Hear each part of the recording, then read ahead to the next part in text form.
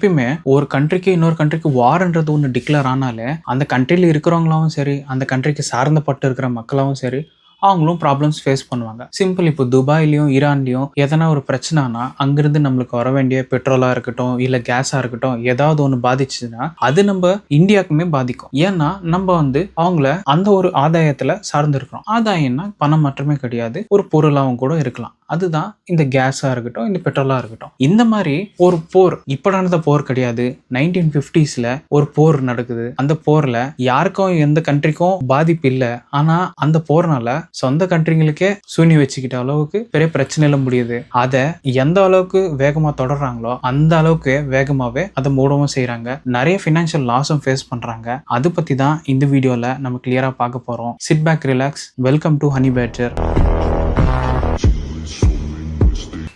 1957 Soviet Union ரஷ்யான்னு ஏன் சொல்கிறேன்னா, ஒரப்போ ரஷ்யா பிரியறதுக்கு முன்னாடி அதை சோவியத் யூனியன் ரஷ்யான்றதான் அழைக்கப்படுறாங்க. ரஷ்யாவுக்கும் யுனைடெட் ஸ்டேட்ஸ் அமெரிக்காவுக்கும் ஒரு கோல்டு வார்ன்றது ஒன்று நடந்துட்டு இருந்துச்சு. இந்த வாருக்கும் கோல்டு வாருக்கும் என்ன டிஃபரன்ஸ்னா, வார்னா ஒரு ரெண்டு கண்ட்ரிக்கும் இருக்கிற யுத்த பிரச்சனை மாதிரி. ஆனா இந்த கோல்டு வார்ன்றது எப்படின்னா ஒரு ஓட்டப்பந்தயம் மாதிரி. நீ எதை நினைக்கிறியோ நான் அதை பண்ணி முடிக்கிறேன், நீ சொல்லி முடிக்கிறதுக்குள்ளேயும் நான் அதை பண்ணி முடிக்கிறேன்ற ஒரு ஓட்டப்பந்தயத்து மாதிரி தான் இந்த கோல்டு வார்ன்றது இருக்கும். இவங்க எப்படி கையாளுறாங்கன்னா சயின்டிபிக் முறையில கையாளுறாங்க. ஏன்னா சோவியத் யூனியன் ரஷ்யாவும் அமெரிக்காவும் எப்படி இந்த கோல்டு வார்ன்றது ஸ்டார்ட் பண்றாங்கன்னா, ஃபர்ஸ்ட் 1957 ரஷ்யா இந்த விண்வெளி ஆராய்ச்சி பண்றதை ஸ்டார்ட் பண்றாங்க. இந்த விண்வெளி ஆராய்ச்சி இவங்க எப்படி பண்றாங்கன்னா, பூமிக்கு மேல என்ன இருக்கு அதை நம்ம பரிசோதிச்சா நம்மளுக்கு என்னென்னலாம் கிடைக்கும் அப்படின்ட்டு. ஸோ 1957 இவங்க ஸ்புட்னிக் அப்படின்ட்டு ஒரு சேட்டலைட்ல லான்ச் பண்றாங்க. இந்த சேட்டலைட்ல மனுஷங்க யாரும் இல்ல, ஒரு ரிமோட்டால கண்ட்ரோல் பண்ணி எர்த்ல இருக்கிற ஆர்பிட்டை போய் ரீசர்ச் பண்றதுக்காக அனுப்புறாங்க. இது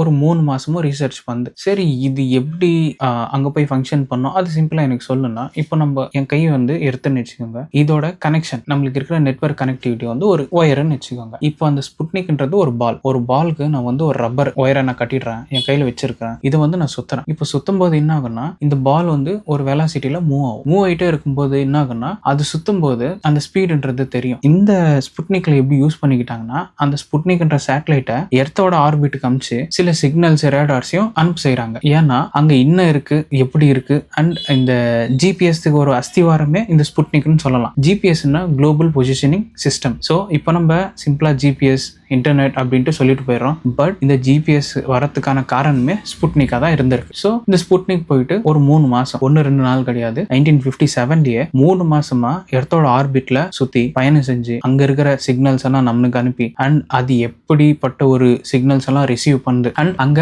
இந்த சேட்டலைட் எல்லாம் எத்தனை நாள் ஸ்டேபிளா இருக்கலாம், எத்தனை நாள் இருக்கும், அண்ட் எந்த கிராவிட்டி அதை எப்படி தாக்கு பிடிக்குது, இந்த மாதிரி பல ரீசர்ச் பண்ணி அதை சக்சஸ்ஃபுல்லா செஞ்சு முடிக்கிறாங்க. 3 மந்த்ஸ்க்கு அப்புறம் அந்த சேட்டலைட்ல ஹியூமன் எதுவுமே இல்லை. அதுவும் அப்போ இருக்கிற டெக்னாலஜில அவங்களால அந்த சேட்டலைட்டை ப்ராப்பரா லேண்ட் பண்ண முடியல. அது ஆஃப்டர் 3 மந்த்ஸ் எக்ஸ்பயர் ஆகி திரும்ப பூமிக்கு ரிட்டர்ன் ஆகுது. உங்களுக்கே தெரியும்ல, ஆகாயத்துல இருந்து ஒரு ஃபோர்ஸ்ல வரும்போதே அது தீப்பிடிச்சு டிஸ்மேண்டல் ஆகி கீழே வந்துடுது. அப்புறம் திரியும் சோவியத் யூனியன் ரஷ்யன் காரங்கள இன்னொரு ஏர்கிராஃப்டை அனுபவம் செய்யறாங்க. ஆனா இந்த தடவை ஒரு மனுஷனை உள்ள வச்சு. ஏன்னா நம்ம ஆர்டிபிஷியலா யாருமே இல்லாம ஒரு புகைப்படம் எதுவும் எடுக்க முடியாத ஒரு சேட்டலைட்டை வச்சு ஜிபிஎஸ், அங்க இருக்கிற ஆர்பிட், கிராவிட்டி எல்லாம் சென்ஸ் பண்ண முடியுது. அதே உள்ள ஒரு ஆஸ்ட்ரோனாட் மாதிரி ஒரு பர்சனை வச்சு அங்க அமிச்சா அவங்க இன்னும் கிளியரா என்னென்னலாம் கண்டுபிடிக்க முடியும். அவங்க கண்ணுக்கு நம்மளுக்கு தெரியற ஒரு பர்ஸ்பெக்டிவ்ல பாக்குற ஒரு விதத்துல எந்த மாதிரி எல்லாம் பூமிக்கு வெளியே இருக்கு, அதுல நம்ம என்னென்னலாம் பரிசோதனை இன்னும் கிளியரா பண்ண முடியும்ட்டு இவங்க தெரிஞ்சு இந்த தடவை யூரி ககாரியன் என்ற ஒரு பர்சனை இந்த ஏர்கிராஃப்ட் உள்ள புகுத்தி அனுப்புறாங்க. அந்த ஏர்கிராஃப்டை இவங்க செல்லமா வாஸ்டுக் அப்படின்ட்டு பேரும் வைக்கிறாங்க. வச்சு இந்த ஏர்கிராஃப்டும் போகுது. பூமியை சுத்தி தெரியும் சேஃபா லேண்ட் ஆயிடுச்சு. இதுல ஆச்சரியமான விஷயம் என்னன்னா, 1961 இவங்க இருக்கிற டெக்னாலஜி யூஸ் பண்ணி பூமியை சுத்தி தெரியும் சேஃபா எந்த ஒரு பிரச்சனையும் இல்லாம அந்த சேட்டலைட்டை லேண்ட் பண்ணவும் செஞ்சிருக்காங்க. ஸோ லேண்ட் பண்ண பிறகு இங்க இருந்து தான் ஸ்லோவா இவங்க இந்த டெக்னாலஜியை ரீசர்ச்சுக்கு பயன்படுத்தி நம்ம பூமிக்கு வெளியே என்ன மாதிரியெல்லாம் இருக்கு, அண்ட் இந்த தடவை ஒரு மனுஷன் போயிட்டு வரதுனால அவரு பார்த்த அனுபவம் அங்கிருந்து நம்மளுக்கு என்னென்னலாம் கிடைக்கும்ன்றத இவரு ரெக்கார்டும் செஞ்சு மூவ் பண்றாங்க. இது ஒரு பக்கம் போயிட்டு இருக்கும்போது நான் முன்னாடியே சொன்னேன், கோல்டு வார்ன்றது ஒன்று போயிட்டு இருந்துச்சுல்ல, நீ என்ன பண்றியோ அதை விட ஒரு 2 மடங்கு நான் ஜாஸ்தியாகவே பண்ணுவேன் அப்படின்ற ஒரு டைம்ல தான் இவங்க இந்த பரிசோதனையாக செய்கிறாங்கல்ல. அப்போது இதை பார்த்த அமெரிக்கா, நீ எர்த்துக்கு மேலே தான் போக முடியும், நான் நிலாவுக்கே போய் காட்டுறேன் அப்படின்ட்டு ஒரு ப்ராஜெக்டை ஒன்று லான்ச் பண்றாங்க. அதுதான் அப்போலோ 11. 1969ல இவங்க வந்து லான்ச் பண்ணி சேஃபா போய் மூணுல லேண்ட் ஆகிறது மட்டுமே கிடையாம, மூணுன்னா எப்படி இருக்கும், அங்க கிராவிடேஷனல் ஃபோர்ஸ் எப்படி இருக்கு, அங்க மனுஷன் ஒரு எந்த ஃபோர்ஸ்ல நடக்க முடியும், அங்க இருக்கிற சுற்றுச்சூழல் எப்படி இருக்கு, நீங்க பாத்தீங்கன்னா தெரியும் பிளாக் அங்க நெட்டாலே பறக்காது, அப்படியே ஒரு ஜடம் மாதிரி அப்படியே இருக்கும் அப்படின்றத அந்த வீடியோ பார்த்து தான் நம்மளுக்கு எல்லாம் தெரியும். இதெல்லாம் நம்ம வந்து ஸ்கூல் டைம்ஸ்ல எங்கேயோ இல்ல ஒரு பிக்சர்ல பார்த்திருப்போம். பட் ரியாலிட்டியில அவங்க அப்பயே போயிட்டு அந்த வீடியோவை ரெக்கார்ட் பண்ணிட்டு, அது மட்டுமே இல்லாம அங்க இருக்கிற கல்லையும் அவங்க சேமிச்சு எடுத்துட்டு திரியும் பூமிக்கே வராங்க. சோ ஓகே, இது எல்லாமே நல்லா போயிட்டு இருக்கு அப்படின்னா, இவங்க அந்த பண்ண ஒரு பரிசோதனைல நம்மளுக்கு நம்பர் ஆஃப் சேட்டலைட்ஸ் வந்து நம்ம இடத்துக்கு மேல லான்ச் பண்ணிட்டு இருக்கோம், ராக்கெட்ஸும் லான்ச் பண்றோம், வேற வேற பிளானட்ஸ்ல ஹியூமன் எல்லாம் போய் இருக்க முடியுமான்ற ஒரு ரிசர்ச்சுக்கான ஒரு பாதையை அது போட்டு கொடுத்துருக்கு. அண்ட் எப்பவுமே காயினுக்கு எப்படி ரெண்டு பக்கம் இருக்குமோ, ஒரு பரிசோதனையில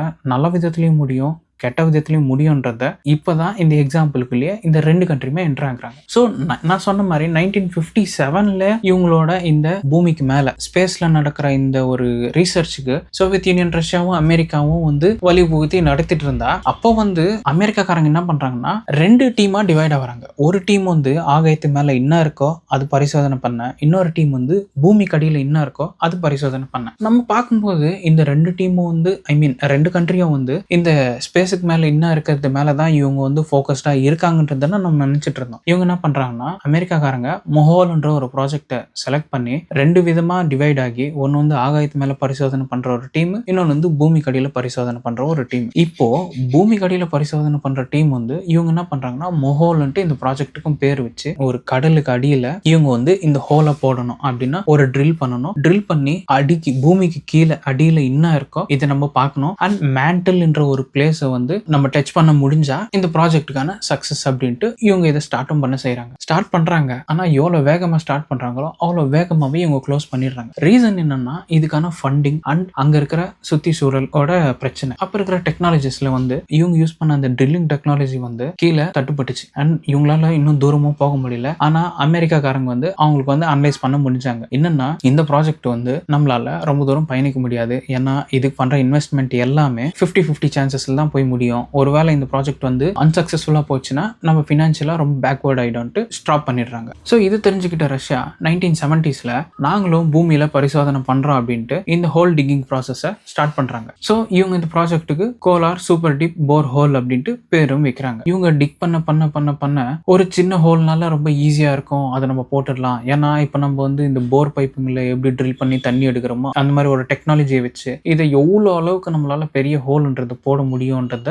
இவங்க இப்போ எடுத்து காட்டலான்ட்டு இந்த ப்ராஜெக்டை ஸ்டார்ட் பண்றாங்க. ஓகே, ஸ்டார்ட் பண்ணி நல்லா தான் போகுது. இவங்க ட்ரில் பண்ணவும் செய்யறாங்க. ட்ரில் பண்ணி 100 அடி, 600 அடி, 1000 அடி, 2000 அடி, 10,000 அடி, 20,000 அடி அப்படின்ட்டு போயிட்டே இருக்கு. ஸோ இது போக போக என்ன ஆகுதுன்னா 40,000 அடியை தொடுது. 40,000 அடியை தொட்ட பிறகுதான் இவங்க ரியல் ப்ராப்ளமே ஃபேஸ் பண்றாங்க. இந்த 3 வருஷமா இந்த ப்ராஜெக்டை இவங்க கையாண்டு கிட்டத்தட்ட 12 கிலோமீட்டர், அமெரிக்காக்காரங்க வந்து 1 கிலோமீட்டரோட கம்மியாக தான் ட்ரில் பண்ண முடிஞ்சது. இவங்களால கிட்டத்தட்ட 12 கிலோமீட்டருக்கு ட்ரில் பண்ணியிருக்காங்க. ஆனா இது ட்ரில் பண்ணி இது எவ்வளவு பெருசு உலகத்தோட மெஷர்மெண்ட்ல இவங்க போட்ட இந்த 12 மீட்டர்ஸோட ஒரு லென்த் எவ்வளவு இருக்கும் அப்படின்னா, இது ஒரு ஆரஞ்சு நினைச்சுக்கோங்க. இந்த ஆரஞ்சுல இவங்க போட்ட ஒரு டிக் அண்ட் ட்ரில் ஹோல் வந்து இங்கிருந்து இங்கதான், இவ்வளவுதான். அந்த 12 கிலோமீட்டர் வந்து இவ்வளவுதான் மெஷர்மெண்ட். இந்த 12 கிலோமீட்டர்லயே இவங்க ஃபேஸ் பண்ண நிறைய ப்ராப்ளம்ஸ் என்னன்னா, ஒரு நரகத்தோட குரல் கேட்டிருக்குன்ட்டு. அப்போ வந்து நிறைய மித்து இருக்கு. அடி பாதையில வந்து நரகம் இருக்கு, இந்த நரகத்துக்கு இவங்க வந்து ஹோல் போட்டு அங்க இருக்கிற மிருகத்தெல்லாம் எழுப்பிட்டாங்க, அதனால நிறைய சவுண்ட் வருது. பட் நீங்க சயின்டிபிக்கா பாத்தீங்கன்னா, நம்மளுக்கு இந்த மழை காலம் வரும்போது புயல் எல்லாம் இருக்கும், அப்போ வேகமா காத்து இருக்கும். அந்த டைம்ல நீங்க வந்து பைப் எடுத்து ஒரு காதுல வச்சு நீங்க கவனிச்சீங்கன்னா உங்களுக்கு வந்து இந்த காத்துன்றது என்ன ஆகும்னா, அதோட ஒரு வெலாசிட்டின்றது ஸ்லோவா சேஞ்ச் ஆகி உங்க அந்த பைப் உள்ளயும் வந்து போகும்போது ஒரு சவுண்ட்ன்றது ஒரு பேய் கத்துற மாதிரி உங்க காதுக்குள்ள கேட்கும். அந்த மாதிரி தான் அப்போ 1970ஸ்ல இவங்களுக்கு வந்து அங்கிருந்து சவுண்டும் கேட்க செஞ்சிருக்கு. அது சவுண்டு மாத்திரமே கேட்கறது இல்லாம இவங்க நினைச்சதை விட ஹீட்டும் ஜென்ரேட் ஆகுது. ஹீட்னா 10 டிகிரி, 20 டிகிரி, 40 டிகிரி கிடையாது, 180 டிகிரி செல்சியஸ். 180 degree Celsius. இவங்க வந்து கோரையும் தொடல. இவங்க போட்ட அந்த 12 கிலோமீட்டர் அடியிலேயே இவங்களால 180 டிகிரி செல்சியஸ் ஹீட்டை வந்து மேல வெப்பத்தை ஃபீல் பண்ணவும் செய்யறாங்க. வெப்பம் மாத்திரமே இல்லாம இந்த சவுண்டையும் ஃபீல் பண்றாங்க. இதை பார்த்து அங்க இருக்கிற லோக்கல் பீப்புள் வந்து கவர்மெண்ட்டுக்கு எடுத்துட்டு போயிட்டு இவங்க பண்ற இந்த பரிசோதனைனால சுத்து வட்டாரத்துல இருக்கிற சுற்றுச்சூழல் எதனா பாதிக்கப்படலாம், அங்க இருக்கிற ஜனங்க வந்து டெய்லி ஏதோ ஒரு சவுண்ட் கேட்கறாங்க, அண்ட் அதுவும் இல்லாம இந்த இடம் வந்து ஓரளவுக்கு அந்த கிளைமேட் கண்ட்ரோல்ன்றது கொஞ்சம் கூலா இருந்துச்சு. பட் இவங்க ப்ராஜெக்ட் கையாண்ட பிறகு அங்கிருந்து 180 டிகிரி செல்சிகிரேடோட ஹீட் வந்து ஜென்ரேட் ஆகுது. இது இப்படியே போனா ஒரு பேரழிவுக்கு உண்டாக ஒரு சான்சஸும் இருக்கு. உடனே டிஸ்கண்டினியூ பண்ணி ஆகணும்ட்டு அப்ப இருக்கிற கவர்மெண்ட்டுக்கும் அவங்க சொல்றாங்க. அண்ட் பிளஸ் என்னன்னா சோவியத் யூனியன் ரஷ்யாவும் அந்த டைம்ல வந்து அவங்க கண்ட்ரில ஐ மீன் ரஷ்யா இப்பதான் சோவியத் யூனியன்ல இருந்து பிரியவே போகுது. அங்க பார்ட்ஸா டிவைட் ஆகிற டைம் அங்க இருக்கிற பிரசிடென்ட்டும் ரிசைனும் பண்ண செய்யறாங்க. இந்த மாதிரி பிரச்சனை போயிட்டு இருக்கு. இன்னொன்னு என்னன்னா கண்ட்ரி டிவைட் ஆகுது, பினான்சியல் கிரைசிஸும் இன்க்ரீஸ் ஆகுதுன்றதுனால இந்த ப்ராஜெக்ட் வந்து கம்ப்ளீட்டா க்ளோஸ் பண்ணிடுறாங்க வித் ஒரு ஸ்டீல் கேப் போட்டு. ஓகே, இப்பதான் நம்ம 2026ல இருக்குமே, டெக்னாலஜியா ரொம்ப வந்திருக்கும். இப்போ அந்த ப்ராஜெக்டை திரும்பி கண்டினியூ பண்ணலாமேன்ட்டு தோணும். ஆனா அந்த ப்ராஜெக்ட் வந்து அவ்வளோ ஈஸியான ப்ராஜெக்ட் கிடையாது. ஏன்னா நீங்க இப்போ இருக்கிற டெக்னாலஜி என்ன யூஸ் பண்ணாலும் சூரியனோட வெப்பம் எந்த அளவுக்கு இருக்குமோ பூமியோட அடி கோர்ல அதே அளவுக்கு வெப்பம் தான் இருக்கும். நீங்க அது எந்த ஒரு மிஷினாலும் சரி, எந்த ஒரு மெட்டலாலையும் சரி, அதை நம்மளால ஹேண்டில் பண்ண முடியாது. ஸோ இதுதான் அந்த டைம்ல இந்த கோல்டு வார்க்கான ஸ்டார்ட் பண்ண ரீசன். அண்ட் இவங்க சொந்த செலவுலேயே சூனி வச்ச மாதிரி இந்த ப்ராஜெக்ட்ஸை ஸ்டார்ட் அப் பண்ணி க்ளோஸும் பண்ணிடுறாங்க. இந்த ப்ராஜெக்ட்ல நம்ம கூர்மையா கவனிக்க வேண்டியது சில விஷயம் என்னன்னா, இந்த கோல்டு வாரால நிறைய பெனிஃபிட்ஸும் இருக்கு, நிறைய ப்ராப்ளம்ஸும் இருக்கு. பெனிஃபிட்ஸ் என்னன்னா, ஆகாயத்துல ஸ்கைல என்ன இருக்கு, ஆர்பிட்ல என்ன இருக்கு, மூன் எப்படி இருக்கும், மூன் மேல போய் நம்ம லேண்ட் ஆக முடியுமா என்ற மாதிரி நிறைய ஒரு ஆராய்ச்சி பண்ணதுனால தான் நம்மளுக்கு தெரிஞ்ச வந்து சேட்டலைட்ஸ் எல்லாம் லான்ச் பண்ணி இன்னமும் நம்மளுக்கு இன்டர்நெட், வைஃபை எல்லாம் டே டு டே லைஃப்ல இன்னும் ஸ்பீடா ஆக்சஸ் பண்ணிட்டு இருக்கோம். And at the same time வந்து இந்த மாதிரி ட்ரில் பண்றேன், டிக் பண்றேன் அப்படின்ட்டு எர்த்தை வந்து எதனா டிஸ்டர்ப் பண்ணா அது நம்ம நினைச்சு பார்க்காத அளவுக்கு ஒரு டிஸ்டர்பன்ஸை ஹியூமன் லைஃப்க்கு த்ரெட்டா கொடுத்துடும்ட்டு அது ஒரு வார்னிங் சைனாகவும் கொடுத்துச்சு. ஸோ இதுதான் இந்த கம்ப்ளீட் ப்ராஜெக்டோட ஒரு ideas, benefits and negative shades and drop outs. இந்த வீடியோவில் இன்னொன்று நான் சொல்ல விரும்புகிறேன். என்னென்னா, லாஸ்ட் வந்து நம்ம ஒரு வீடியோ பண்ணியிருப்போம் டேட்டா சென்டர்ஸ் பற்றி. அது யாராவது பார்க்கலன்னா போய் பாருங்கள். ஒரு நண்பர் வந்து அதில் ரொம்ப சூப்பராக ஒரு பாயிண்ட் அவுட் பண்ணி எடுத்து சொல்லியிருந்தாரு. ரொம்ப தேங்க்ஸ் ப்ரோ. மேலும் சொல்கிறது தான், இந்த வீடியோ உங்களுக்கு பிடிச்சிருந்தா நீங்கள் வந்து உங்கள் ஃப்ரெண்ட்ஸ் அண்ட் ஃபேமிலிஸ்க்கு ஷேர் பண்ணுங்கள். And until then by from honey badger.